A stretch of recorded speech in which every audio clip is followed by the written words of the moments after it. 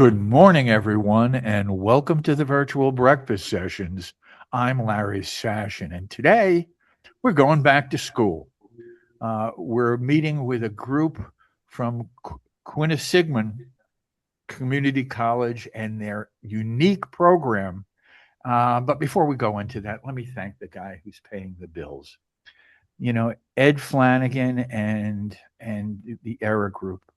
For years now, we've been talking about how they claw back money from uh, from distributors for their clients.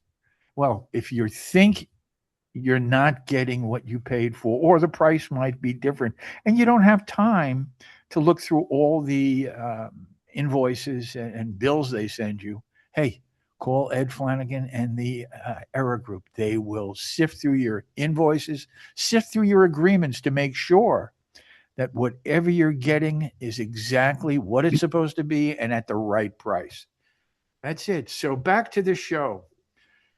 I had a conversation with Kerry Miller a little while ago. And before we talk about Kerry Miller, Kerry, why don't you introduce yourself? Larry, well, thank you. And Fred, thanks for having us back again. My name is Kerry Miller. I'm the Vice President of Operations for the Massachusetts Restaurant Association. And that's it. I mean, let's keep it short and sweet, and I'll pass it back over to you, Larry. Carolyn, say hi. Hi, my name is Caroline. I'm an assistant GM at a local restaurant in nearby, and I was a student of the training program that's helped me move my career along. Okay, thank you. And last but not least, Pat. Hi, I'm Pat Hutchinson, and I'm the program coordinator for the hospitality program at Quinsigamond Community College. And I was the instructor, or I am the instructor for the program. Okay. Fred, say hi. Good morning, Fred Klashman, editor and publisher of Total Food Service. Okay. Once again, I'm Larry Sashin, and everybody, thanks for coming today. Back to school. Kerry, we had this conversation with the problems in culinary education, and you told me about a program that the Restaurant Association, that you and the Restaurant Association has put together, and give us a little insight into that. Yeah, well, I think the premise of it, even though we ended up back at a college again, I think the premise of it was we were looking at a lot of kids that were coming out of like programs like Pro Start and things like that. There were high school driven programs to teach people culinary and management skills in the in the hospitality community, and they were going off and spending upwards to $120,000 in college debt to come out of school and end up with a $65,000 a year job, right? And that was the premise of it. So we designed a program that had the 10 certifications from ServSafe and other programs, and and on-site instruction from a very, very professor, very solid, and Caroline will attest this, I'm sure, college professor that can connect the dots and have it. So 5 month program. They come out the back end. It's paid for by grant programs, so there's no dollars associated with it. And they come out, they've prepared themselves to take the next steps, not steps in their career, because they've got the baseline education. They've had mentoring from Pat. They've had a great curriculum to check the boxes, and they're already working in an environment. They're working students, so they're either they're assistant manager or supervisor, or they're a manager in a restaurant. And so we pull them in, and for 5 months, we push them through the program, and Pat does an incredible job of making them come out better. So I think for us, it was a natural thing to take away that natural course to go right to school, incur college debt, and come out with a degree and a lot of runway to get yourself back where you needed to be to get a career in the hospitality industry, and you really didn't need to do that. Okay. Before we talk about proof of concept, let's talk to Pat. Pat, Kerry has laid out this program that he's designed. How are you taking steps to make sure that happens? So I think the key differentiation here is that the students are already working, and the students by and large are kinetic learners. So in some ways, the typical college career is a mismatch for a lot of our students because they learn by doing. I think what we've been able to do with our program is to take it an extra step in that, yes, you learn by doing, but if you can figure out how to process so that you're continually learning based on what you're doing, then you can leverage that into true experiential education. And the way that we were able to do that was to let people share their stories. So it was kind of a cone of silence group. They could talk about things that were going on where they were working and how they were assessing that and working with it.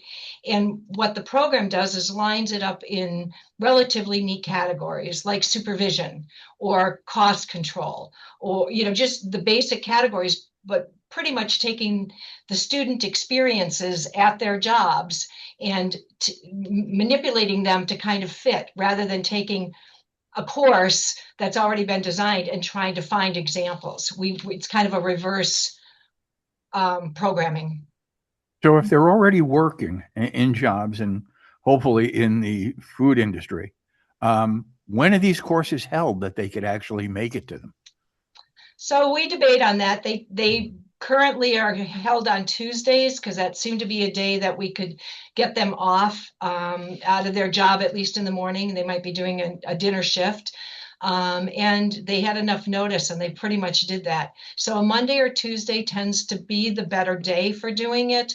And we are in person. And like I said, we do a little bit of the cone of silence so that we can really massage the experiences and fit them into a way that helps their brain organize it and begin to think like managers, owners, take that next step. Okay. So we talked about the onset of the program and the design. We talked about the operation. How do you feel being the proof of concept, Carolyn? I mean, it was a fantastic program. Pat was a great instructor. Like she said, everybody kind of brought their own stories to the table that we could workshop and put together. I was already in a management role, but we were able to get us ServSafe certified, which was a huge win. That was very helpful for my career moving forward. And people came from all sorts of roles within the restaurants. There was some front of house, some back of house, and it kind of rounded out our education, because I had more of a front of house experience from my different roles, and we learned some things that I wouldn't typically go over. So when I finished the program, I actually ended up in a new role at a different restaurant, and I felt like I had more to bring to the table. Weren't you sent by your employer to do Yes. these courses? Yes, See, I was sponsored to go. we talked yesterday over and over again, and the week before, how the panelists implored the restaurateurs to get help, get help, get help. And here's actually an employer who actually did that. So what has this done to your career? How did it help you take that step up? So definitely being ServSafe certified was very appealing to employers. I got the allergen awareness training. That was huge because that's such a big thing these days. People are more and more concerned with accommodating allergies and doing it properly. I think were the two biggest takeaways that I still use day to day. Like I said, I think being able to workshop different ideas and problems helped my problem solving skills and thinking differently in how a variety of people might attack a problem, because we got a lot of different input. There was, I think, what, 20 of us, Pat? Somewhere in the high teens, yes. Yeah. What's an example of some of those problems? Oh Unruly, gosh. unruly customer, over serving of alcohol. What? I'm curious what that looks like. Trying to think, it was 2 years ago. Okay, yeah. So I think that we would open up the day with literally just kind of a recap of any places people got stuck. So that was more of an open forum. But again, I had an agenda based on Kerry's programming, so that I was sure we were going to talk about some of the skill sets that needed to happen. And then we could organize it from there. So the problems sometimes were just the language that you would use to do something, to give a reprimand or to move forward. Sorry, I don't want to speak over anybody. And it helps. And we had a tight group, and I like to think that a lot of these folks are still networked with each other here in Central Mass, that, they spent some time and they still have that resource going. I don't know that there was one overwhelming thing that we talked about. I think, we did everything from food quality coming in to how you select a purveyor.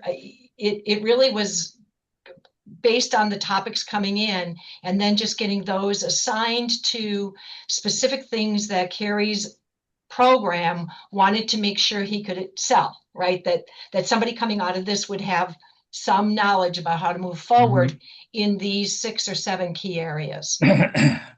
I think you have to think about the dynamic of the group. I mean, Caroline worked for a very heady regional multi-unit player, right? And in the room with her there was a group from a very unsophisticated single unit operator, right? Tried hard, but didn't have it. So you throw all these people into the room, and whatever happened yesterday in the restaurant, they came in, they had a front of mind. I'm sure Caroline came in a couple of times and went, you know what? This was really, messed up, and tell me how you did it. So I think, and Pat's a master at, nuancing those conversations into the meaningful stuff that gets you the education on the back end of it. Yesterday's incident always makes today's lesson easy. When it's fresh on your mind, when there's still the pain of having to deal with somebody.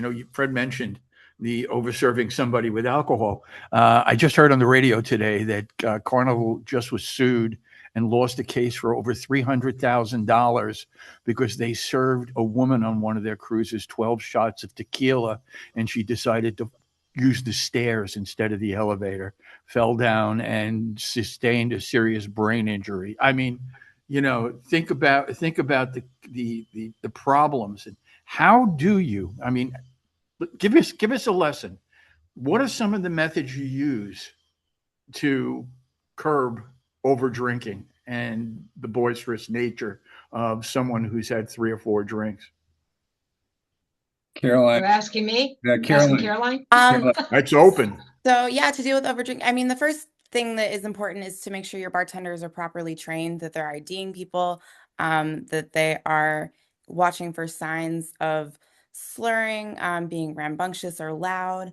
If someone is unfortunately overserved, there's a few things you do. Obviously, get them water, get them food is very important.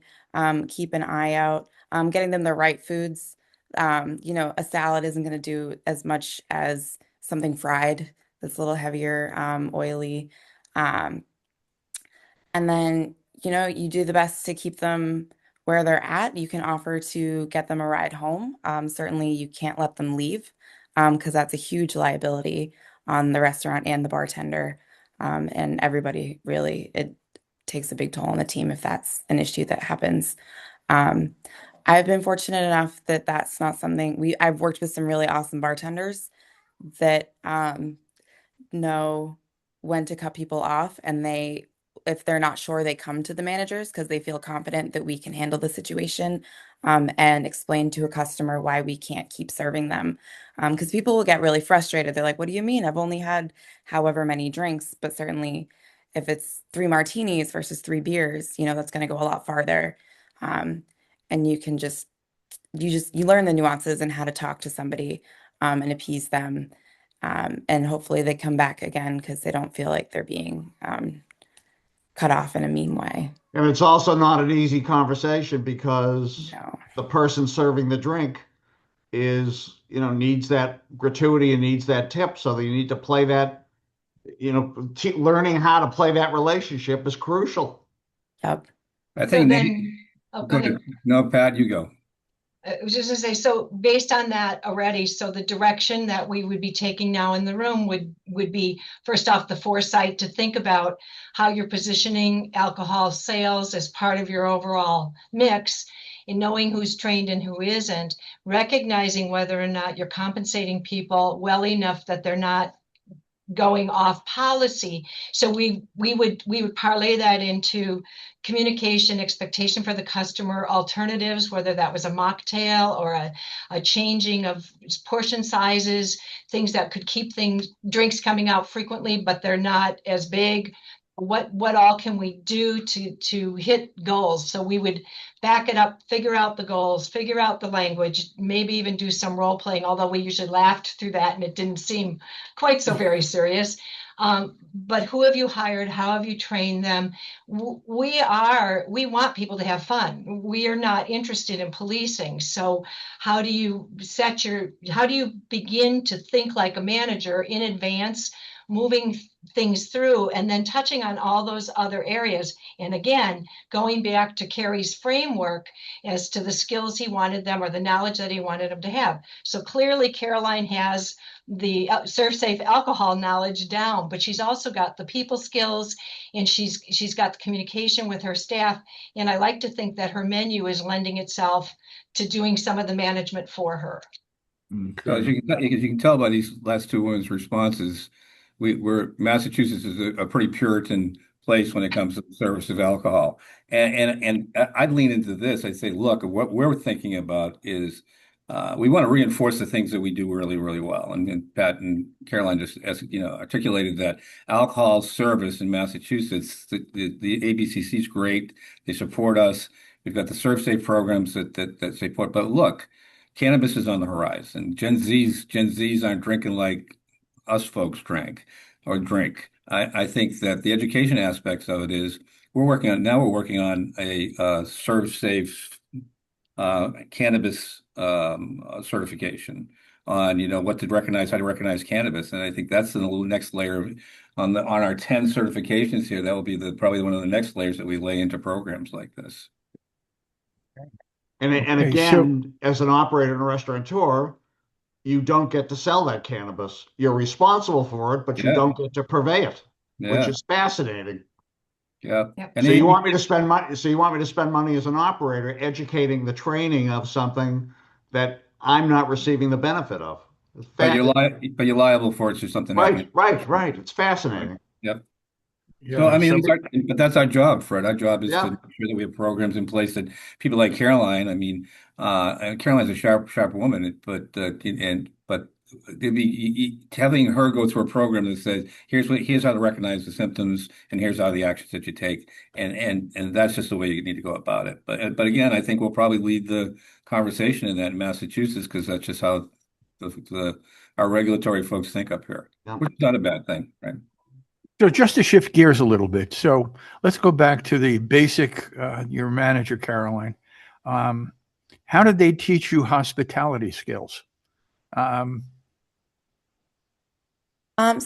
I mean, some of it, I think I've been working in restaurants since I was 15. I'm 32 now. It's been a long time that I've learned some of the hospitality just through experiences already. I think for this program, sorry, my cat.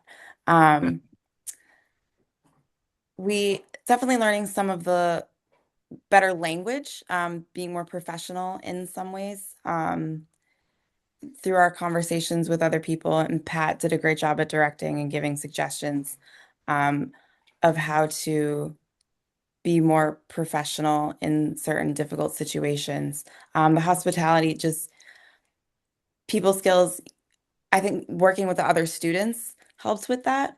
Like she said, we laughed through some role playing, but it's a good experience to just kind of play around with different interactions, and pretending that you're a customer, and like making something difficult for one of your peers to try to work through.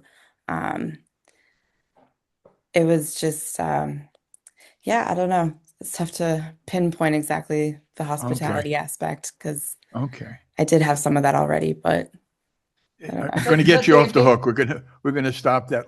How do you deal with the multilingual effect of every single restaurant in the United States? Like different languages, you mean? Your kitchen can speak 4 different languages. So I've worked in Spanish, or worked with Spanish kitchens. My current kitchen is Portuguese. We usually have a few bilingual employees that can help out. I certainly I've studied a bit of Spanish, so Spanish kitchens are easier for me. Um, Knowing basic kitchen words is helpful. It's fun to try to learn some of the words and communicate. Usually you learn the kitchen's vocabulary first and then the conversational later.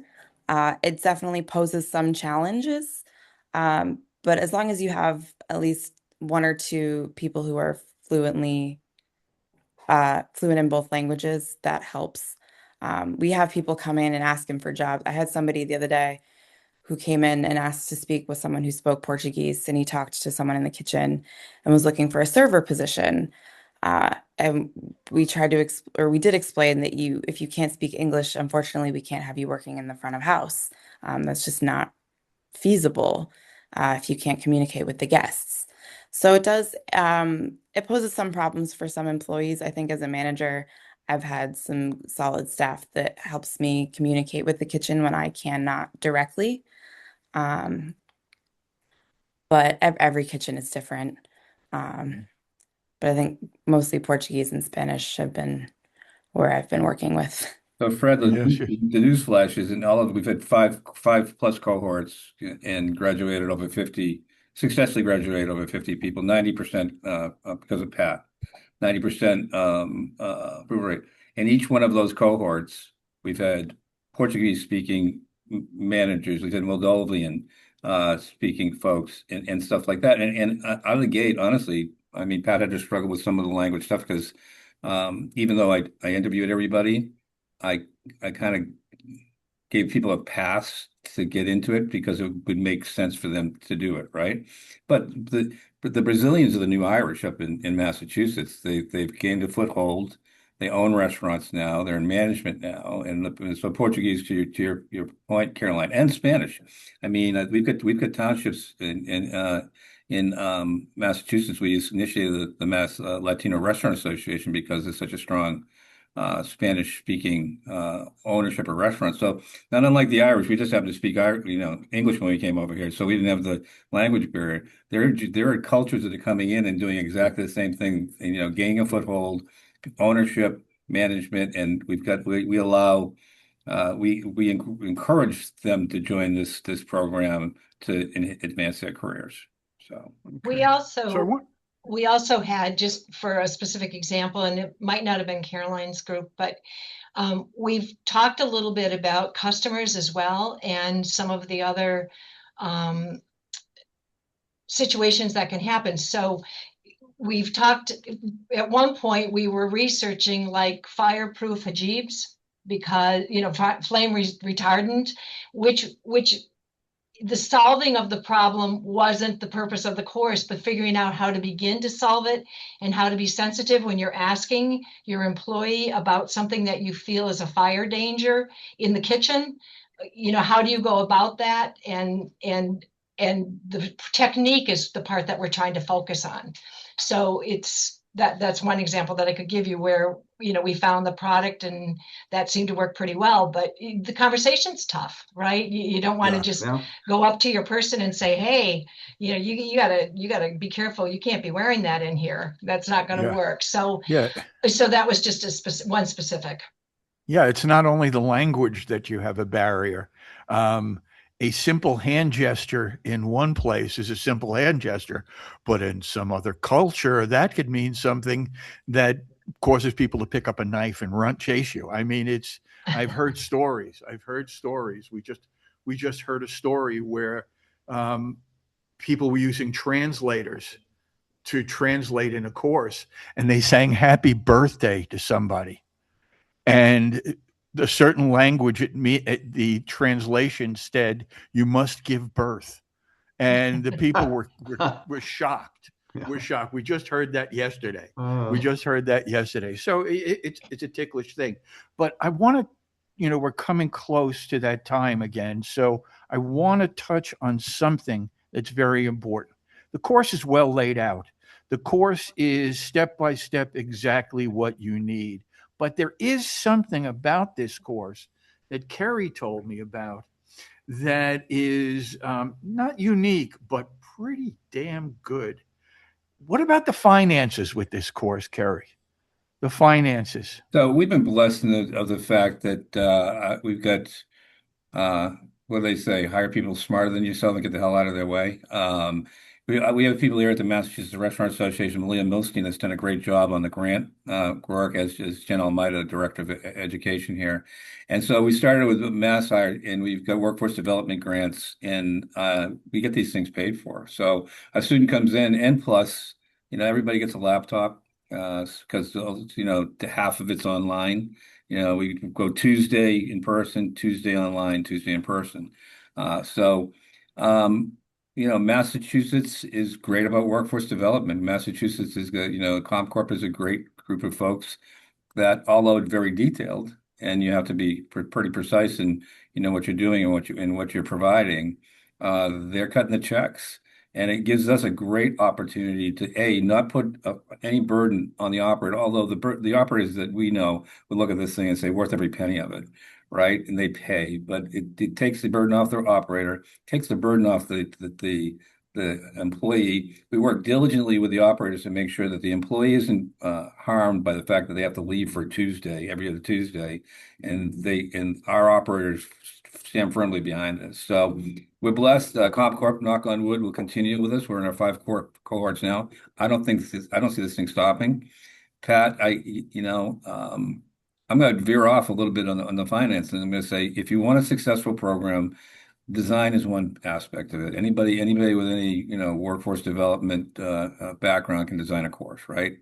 You need to find a professor like Pat that can articulate this course, and you can see Caroline nodding her head because it's the truth. Success in this thing doesn't lie in the fact that it's free. Success in the fact that it doesn't lie in the fact that it's a good program.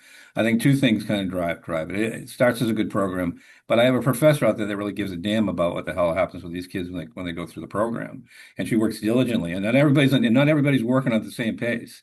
Pat makes sure she drags all of them along and make sure they all get through the program. They get the certification. This isn't a Harvard business level, pressure. This is learn kinetically, get through it, graduate, be more successful in the career, and then we hand select the candidates.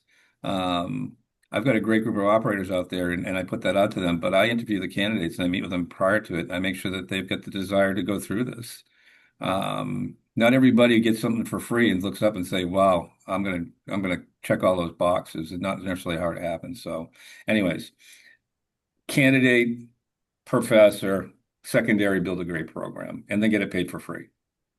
On that note, I would just like to put in a plug for the community colleges. Yeah. They're national. They have workforce training. We are accustomed to working with students whose strengths are intelligence and common sense. And we're pretty good at parlaying that in. So people who are listening could reach out to their community college and see what's available. Okay, thank you. Once again, time is our enemy. And so we're going to have to start wrapping this up. But before we do that, I want to thank our sponsor one more time, Ed Flanagan and the Error Group. Listen, if you're tired of paying payroll taxes, and every restaurateur that's listening just cringed, if you're tired of paying payroll taxes, call Ed Flanagan and the Error Group, and their 125 cafeteria plan cleared by the IRS will help you claw back some of that money that you've been paying into it. So Ed Flanagan, the Error Group, and what a great panel today. I just loved it. It's great when Fred and I get to listen instead of speak.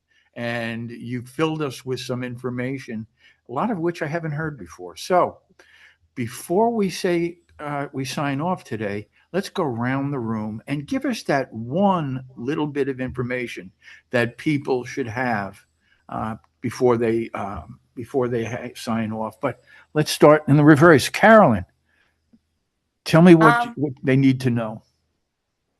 I'd say if you're given such an opportunity, you got to take it and run with it, and make the most of what you can. I think, like Kerry said, Pat did an amazing job helping us all work together and really take away the most that we could. And I think that these sort of programs are realistic in their teachings. And it's important that we can keep them accessible to people. Okay, thank you. Pat. I guess I really want people to, if this is your passion, this is an opportunity for people to learn with their strengths, and we've got to have a match. We have to be helping you organize your skills with the way you learn. And I would just encourage anybody who's got a passion for this industry to stay with it and figure out how to manage their own careers and the job that they're choosing. It's wide open right now. It's an exciting field, and I don't want them to walk away. So. Okay, and the founder of the feast, Kerry. Founder of the feast. I think I'm gonna put that on a bumper sticker. I listen. We need to rethink the way we wake up in the morning and think about how we're going to develop the next generation of talent, wherever it is. AI is going to absorb a ton, whether you like to believe it or not. It's going to absorb a lot of white collar entry level jobs, and we've got a great. The hospitality industry is an awesome place for people to grow their careers, make a lot of money. You can go from the dish room to the boardroom. I'm pretty much an example of that.